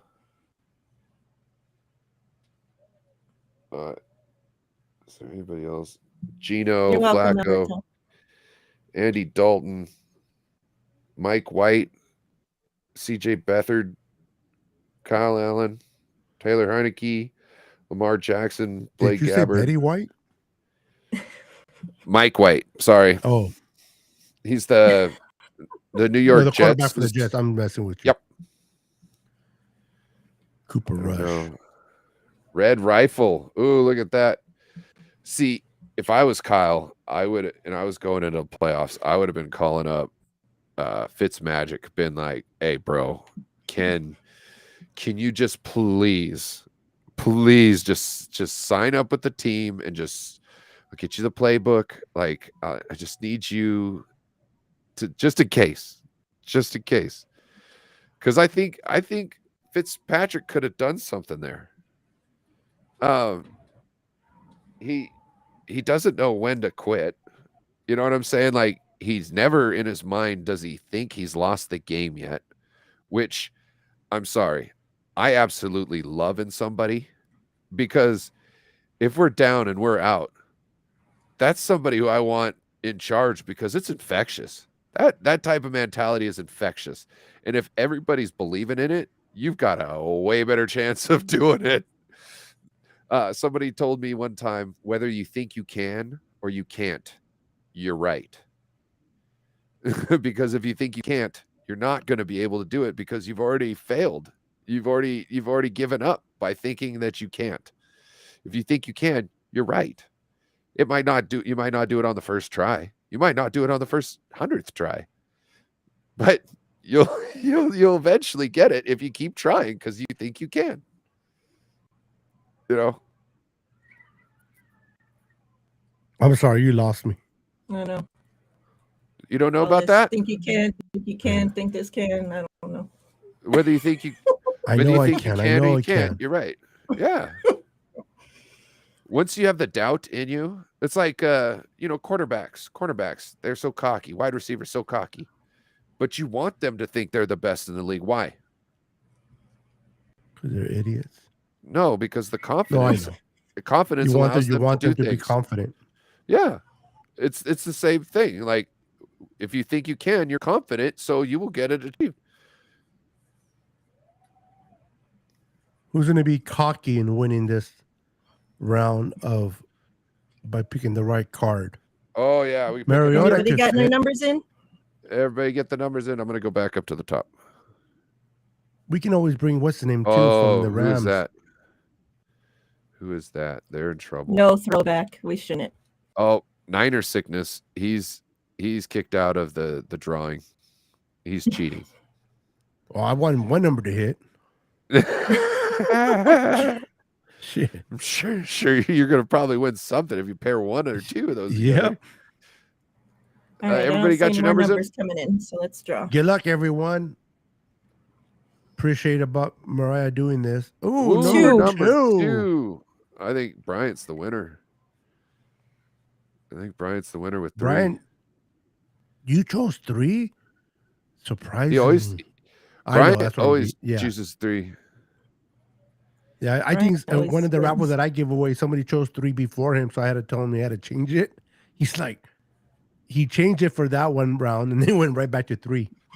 Dude, and he eventually won with 3.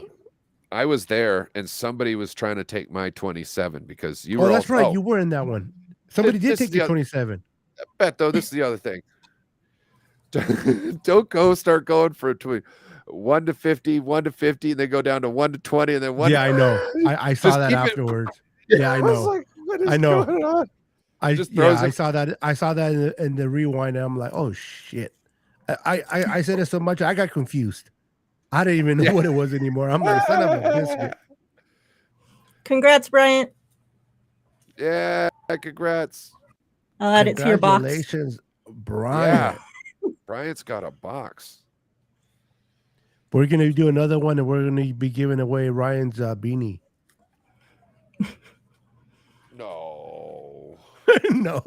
No. Stink included. Stinky. Yeah, that's extra. Yeah, you got to pay extra for that. Yeah, the beanie's free. You got to pay for the smell. Congratulations, Brian. Wasn't that Brian the one you have a box waiting to be shipped out to him? Yeah. Yes. Holy crap. That's why she said it'll go in your box. Oh, I didn't hear that. Got you. Freaking Brian. Yeah. Man, you go rub shoulders with Brian, go play the lotto. For real. That's good. Hey, and he wins with that 3. That's very consistent. That, to your point about the daily thing you said earlier, Ryan, if you keep going with the same number, you're eventually going to win, right? So there you go. Yeah. No, I think it helps to be consistent. You know what I mean? Because the numbers are always going to be random. So if you're as random with the numbers, it's mathematically your odds are even higher. So if you stay at the same number, your odds are better. Because the random number is going to keep moving around your constant. If you say so. Well, if you have 2 variables, it'll make the odds higher. But if you have a constant and a variable, it'll make the odds lower than just two variables. You're too educated for me, bro. I was too busy chasing girls in school than learning.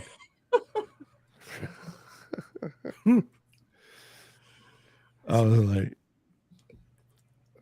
I had was my busy days running doing around. stuff. Yeah, I was running around selling dope back in the day. You know what I'm saying? I would do bad stuff. well, I was chasing girls because they didn't want me. They were running away from me. Oh, That's where I was chasing them. I thought I Bryant was says amazing or 3 something. is his jersey number. I could see that. I could see number all the time. Oh, Swan Song in the building. Hey, Swan. What is up? Hey, Swan Song. Oh, you just missed the drawing. I love this. See, you know when Swan Song comes in, he does his waves. What's up, 49er Minded? I'm going to be giving this away in this one. You don't mind if I jump in there, Miriah? Of course not. What's up, Yeah. Bash? What up? North That, Cal Bill. that 75th anniversary patch to a lucky winner. Same But way? we're gonna do a little different. I'm gonna ask All a right. question. The first person that answers gets to win this patch. So Get I don't know ready. if I can do. I don't know if I can do the number thing. I'll get lost. I get confused after the third number. We're not doing numbers, so you They cheaters started throwing entering the your numbers already. They're on automatic mode. What's up, David Villa? Hey, David. Beto, if you want, we can handle the number things. I think we got this down now. Do you? Okay. It's up to you, however you want to do it. Yeah. It don't matter. You can do the question. Just I change was it gonna up. ask, what was the last time Ryan took a shower? Can you guys guess? Messing with you, Ryan. You don't want to guess me, man. 'Cause I'm trying to save water. Days or hours? That's what people should put in the comments. Days or hours? Dang, bro. I was just talking about hours. Oh, it was the joke. Me once a year, so I try to save water. Too much money. My chones is clean. You know what I'm All saying? right, Like we're going south really fast. I'm actually in the middle of doing laundry too, so you know what I mean. Like I'm you got me on the good day of the week. There All you right, go. chat. Get ready for to answer your question. Everybody, pay attention. Beto's about to ask a question. The first one that gets it right is going to win the 75th anniversary patch. On your marks. So on your marks, get ready. I'm going to read it out. The first person that gives me an answer will win. I love this book, by the way. Gives you all the trivia. Don't show your books. Don't show your books because then people can go buy the book and just wait for you to bring it out and get all the answers. Oh, I know. No, it's all right. But they can't look it up that fast. Yeah, I know. They got to know exactly what that page. I always want to do the Super Bowl ones, but I don't know how to read Roman numbers. I'm always getting screwed up on them. Oh, okay. So the we don't need a lesson right now. Okay. We're about to ask a question. Because I know a 10-minute lesson's coming.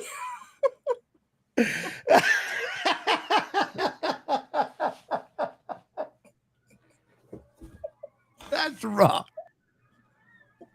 Sorry, Rick. You're good. I did teach my daughter how to add this morning, though, for the first time. That's shit. Yeah. I don't know if I can read anymore. Oh, shit. She learned 2 + 2, and then she was amazed when 3 + 1 was the same. And she thought she was so smart. I was like, yeah, you got this. All right. Are you guys ready? I'll throw a simple one, not too hard. Who is the only 49ers quarterback to have been sacked more than 50 times in a single regular season? Dang. Who is the only 49er quarterback to have been sacked more than 50 times in a single regular season? You know, I was just thinking, Beto, you could have just asked the question, what We got Joe number Montana in first. Alex what Smith, number is this Roman John numeral? Brody, Young, Garcia, Nope. Alex Smith, Keep writing it down. Alex Smith, It wasn't Kaepernick, Alex Smith. Boom. There it is. Kaepernick. Oh wow. Gary, yeah. Congratulations, buddy.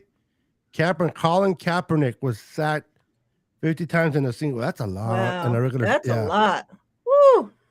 Yep. For being mobile, you would think that it would not be him. It would be like someone like Alex Smith or. Yeah, But that's what I was I thought it was Alex Smith. It But seemed yeah, like Locke would get congratulations sacked that much. to Gary. Go ahead and do me a favor. Gary, send me your information to Niner Sickness Podcast at gmail.com. Niner Sickness Podcast at gmail.com. And I'll be glad to send it out to you, brother. I remember our O-line was trash. Yeah. It sure was. Well, not just that, but when your quarterback's going to run the ball as a runner, they're going to get tackled behind the line of scrimmage at times, and that is going to be considered a sack. You know what I mean? Yeah, true that. It's not like they go, I think he was a runner here. We won't give the guy a sack. Alex used to get killed in the Singletary days, yeah. That's our offensive line. We had some bad offensive lines. Yeah. Talk about offensive lines. This year wasn't as bad. This year was pretty decent. The fact I know a lot of people don't like Mike McGlinchey. They want him gone and blah blah blah. But you know, you don't know what you have until you don't have it anymore. The grass doesn't always greener on the other side of the fence. So we'll see, because McGlinchey ain't coming back. They're not going to sign him. They're not going to franchise tag him. It's too much money. And is it going to be Daniel Brunskill? Is it going to be a rookie? We're going to find out. For those that always hated out on Mike, I'm not a big fan of Mike, but he's a pretty, he's decent. We're going to find out next season if he was, how good he was. I'm pretty sure the 49ers, if the 49ers wanted to make a bad decision, keeping Mike McGlinchey is just the type of bad decision that they would think is a good decision. You know what I'm saying? I feel like out of all the bad what the fuck moves, I think that is they can't afford him though, bro. They wouldn't be able to afford him. Could you just imagine? Could you imagine the news comes out, right? Ian Rappaport tweets that the 49ers just extended Mike McGlinchey to a 4-year, some absurd millions of dollars. How this freaking fan base will just lose their freaking minds. Well, I gotta change so many signs. I gotta change this sign. I gotta have to change that sign. I'm gonna have to make another sign up over here. You know, I got chalkboard paint. I got chalkboard paint coming soon. I'm gonna chalkboard paint the back of there, and I'll be able to. There's gonna be what the fucks everywhere. Sorry, Beto. Yeah, he's probably going to the Bears. The Bears have way too much money to spend, and they're gonna throw money at the bag at him, which he deserves for him. They O-line help over there, shit. Yeah, they do. They need a.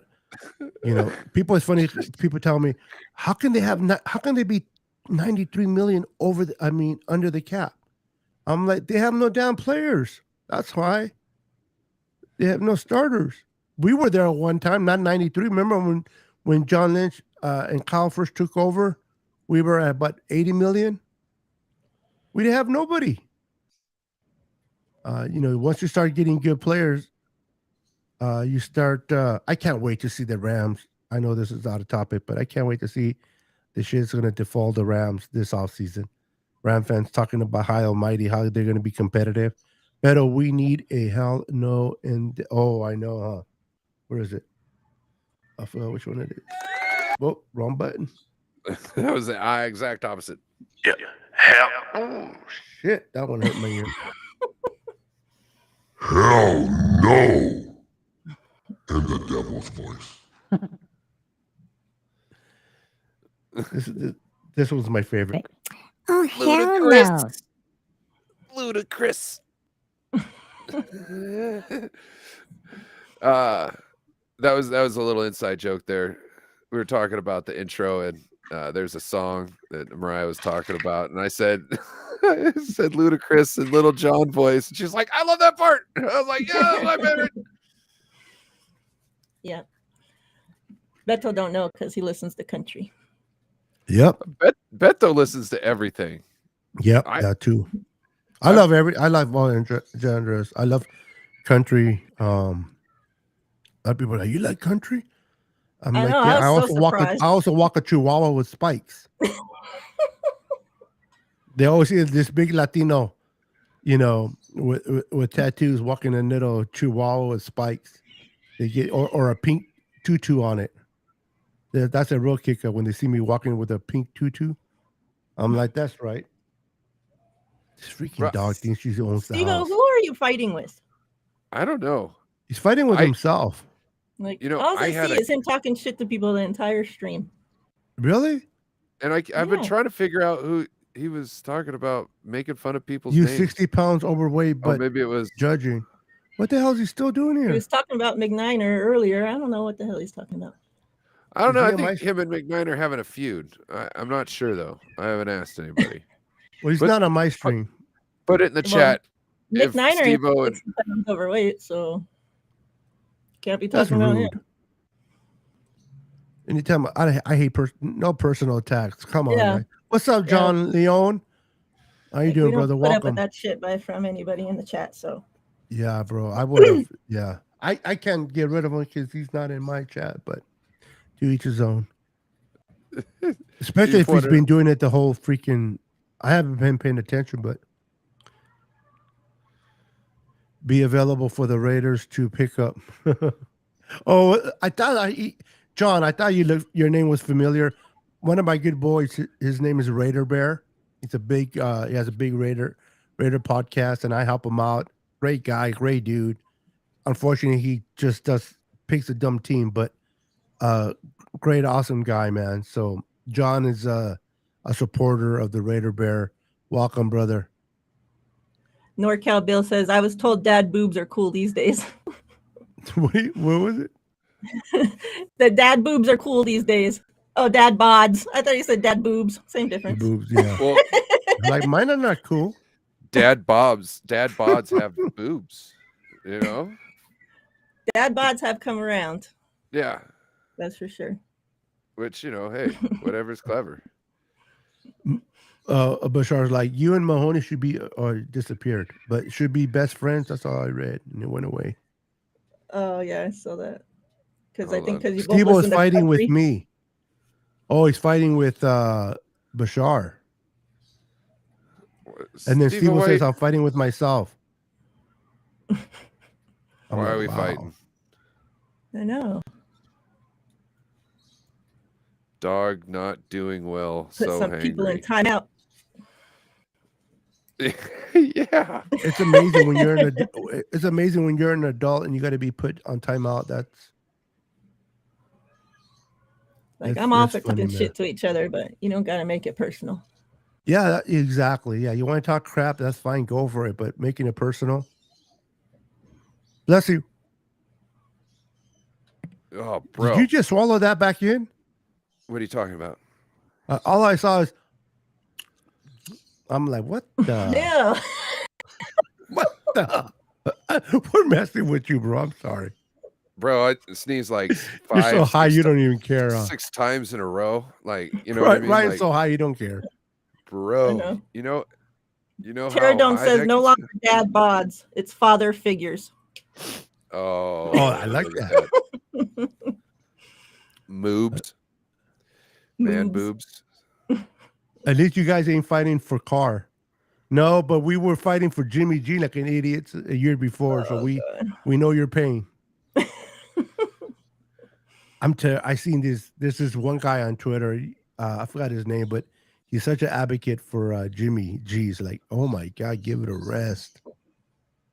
You guys gonna miss him. No, I'm not. No. Niners best in the world. Horoski is in the house. I just put Bashar on. On what? On a stick? We put Bashar on. Okay. Go ahead, check out 49er Minded's channel on YouTube and Make sure you're subscribe. subscribed. Yes. Bashar, do you And have you'll a see plenty show? of them. Bashar, do you have a show happening later this week that you want to put in the chat, and I'll bring it up here as a comment? We'll put you on. We'll put you on all the way. I think all of us have worked with him multiple times, you know, and yeah. He'll be Hey, on my since we channel gone next to- week. Since we got on 2 hours today, we'll be missing next week. No, just kidding. We're calling in sick next week. Yeah, we're calling in sick. I remember. Look, I remember. We don't want looking up- lectures. I remember looking up at the 50-minute mark, and then all of a sudden I looked up again. It was at like 1:45. I was like, God damn! Like that just flew by. That last hour just. We'll miss Jimmy G like Oh. you miss a cold sore. Yeah. Especially when it's in your ass. Yep. Ooh. Oh, Beto, how you get one there, Oh, when you're fat, you get them everywhere. bro? It's called herpes when they're in your ass. Yeah. Yes, it's called herpes at that point. But hey, no judging. You know what I mean? Oh, I don't care. Judge me all you. Anybody can judge me all they want. Kiss my ass too. With the herpes. And with the herpes, that's right. Hey, When I was in school, bro, people were like, you know, try to come at me, cap me. I used to cap myself first, throw them off their game. I'll clown myself first, and they're like the mama jokes. I'll make some mama jokes, and they're like, they wouldn't know what to do no more because they'll be like, well, shit, you just took all the fun out of it. I'm like, yeah, you know, some people get really offended or they get hurt. You know, I'm like, I don't got time to get offended. You know what I mean? People are funny though. They want to start something, and then when you start it back, they get all hurt.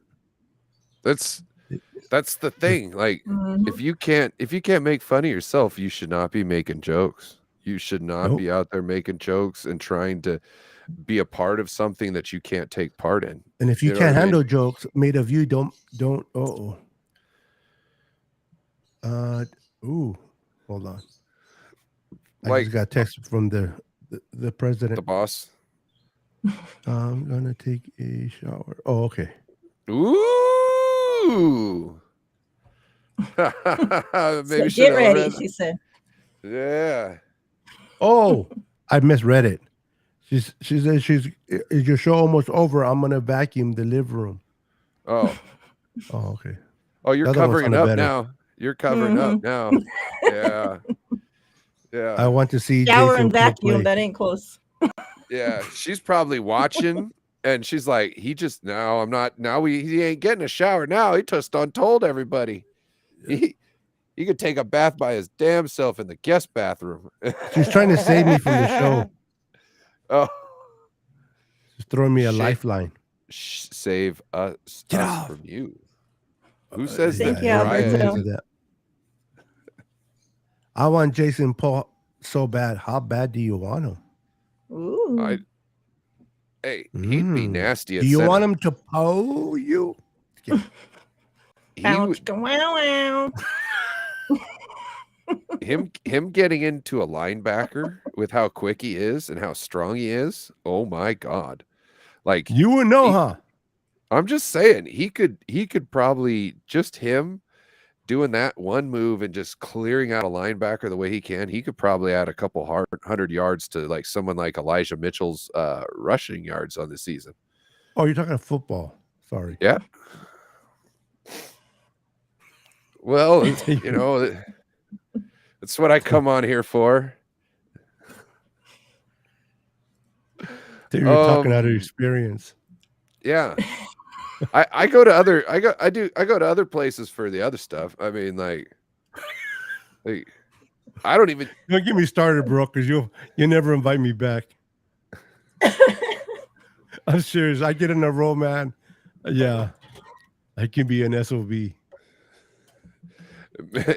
Well, maybe we should just wrap it up then. Yeah. 2-hour mark. I'm getting Who wants to delirious. send us out? Does anybody got anything coming up? You were talking about Miriah. You got a show with Beto, or not Beto, but Bashar next week. That's You got next anything week. next week? She has something you got tomorrow, right? show tomorrow with TL? Yeah, 420? TL and Twin tomorrow at 4. And on Saturday, me and Aaron. Aaron from 49ers First Takes. Yes. Yes, sir. Beto, what you got going on this week? I don't know. I just kind of go with the flow, man. Just nothing scheduled. Oh, Thursday. Actually, you're right. Thursday. We're kicking off our first channel, our 49ers.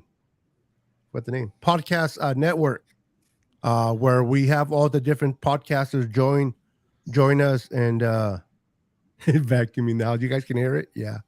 She said, "Screw me." She's cleaning the house. Yeah. So we're doing that on Thursday. So you guys are welcome to join us. It'll be on the main channel and my channel and Brandon's channel. So it's just what we're trying to do is we're trying to have a show every Thursday, whether it's 8 of us, 2 of us, 1 of us, as long as the show goes on every Thursday. Now, the beautiful thing of having a different content creators, not everybody has to be obligated every week. They can rotate, so it becomes easier for all the content creators, and we still have a show going. So we're gonna see how that works. And you guys are invited to be part of it if you guys have the availability. Send the invite. I'll be there. All right. I'll schedule you in the Black Book. Oh, I like it. I feel special. Oh, I'm only saying that now because the wife can't hear because she's vacuuming. Oh. Oh, dang. Look at Okay. that. Keep And, vacuuming. on Thursday, I've got a show with Lawrence from Platform 246 and Wolfcast, Niner Sickness or Niner Niner Gang Wolfcast. Niner Gang Wolfcast. I always mess that. I don't know if he'll be there or not, but we'd probably be streaming on his channel anyways, just to have something going on his channel so he doesn't fall off the algorithms. But yeah. Beto, you want to send us out? Oh. We're leaving, Sim. And with that, I want to thank everybody for showing up tonight in the chat. And please come back and check us again next week. But Beto here couldn't remember much that he was streaming on. So if you go hit the bell notification, you will get an alert every time he goes live. Same thing with Miriah too. You want to do that. But other than that, thank you very much and have a wonderful week. Yes, fam. We appreciate